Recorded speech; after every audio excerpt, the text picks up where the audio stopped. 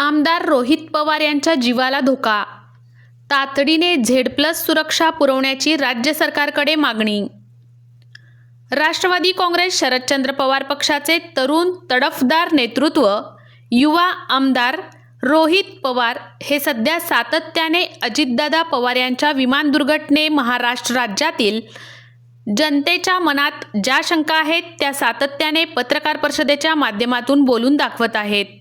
तसेच अजितदादा पवार यांना न्याय मिळवून देण्यासाठी विविध प्रश्न उपस्थित करत आहेत. सातत्याने त्या विरोधात आवाज उठवत आहेत.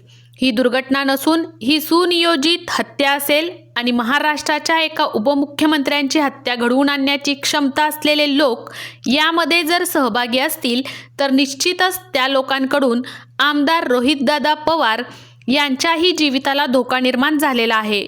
या पार्श्वभूमीवर आमदार रोहित पवार यांना सरकारने तातडीने झेड+ सुरक्षा प्रदान करावी अशी आग्रही मागणी सोलापूर राष्ट्रवादी युवक काँग्रेस शरदचंद्र पवार पक्ष व युवा सेना उद्धव बाळासाहेब ठाकरे गट यांच्या वतीने करण्यात आली आहे.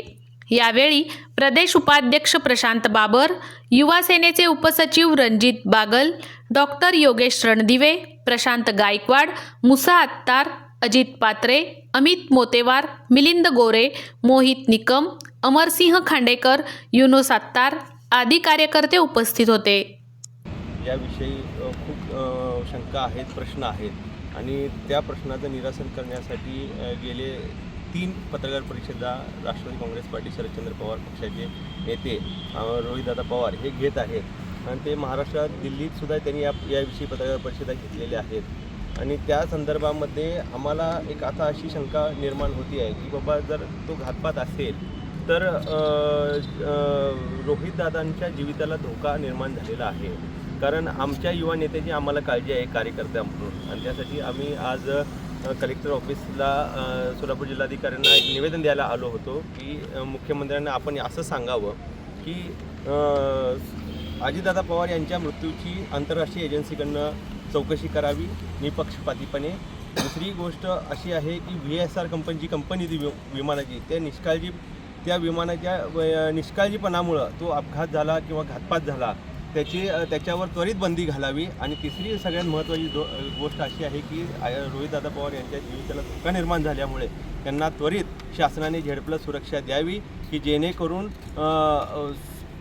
महाराष्ट्रामध्ये त्यांना आवाज उठवताना कोणताही त्रास झाला नाही पाहिजे. भाजपचे जे मंत्री आहेत जयकुमार गोरे असतील किंवा विखे पाटील असतील हे रोहित पवार टीका करतायत ह्या पत्रकार काय सांगतो. खरंच मला त्या संदर्भात एक दुर्दैवी वाटतं की महाराष्ट्राचा नागरिक म्हणून की रोहितदादा पवार यांनी कोणाचंही नाव घेतलेलं नाही. त्यांनी ज्या शंका उपस्थित केल्या आहेत ती साखळी त्यांनी जी दाखवलेली आहे ती सामान्य नागरिकांना सुद्धा पटत आहेत.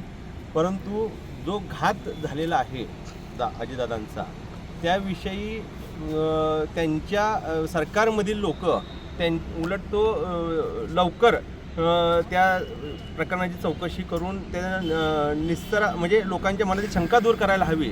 परंतु ते न करता मला असं कुठंतरी आता जाणवतं आहे की ज्यांनी घात केला आहे त्यांची वकिली तर हे भाजपचे नेते करत नाहीत ना. हा सगळ्यात मोठा प्रश्न माझ्यासारख्या सामान्य कार्यकर्त्याला मनात निर्माण झालेला आहे. Okay, thank you.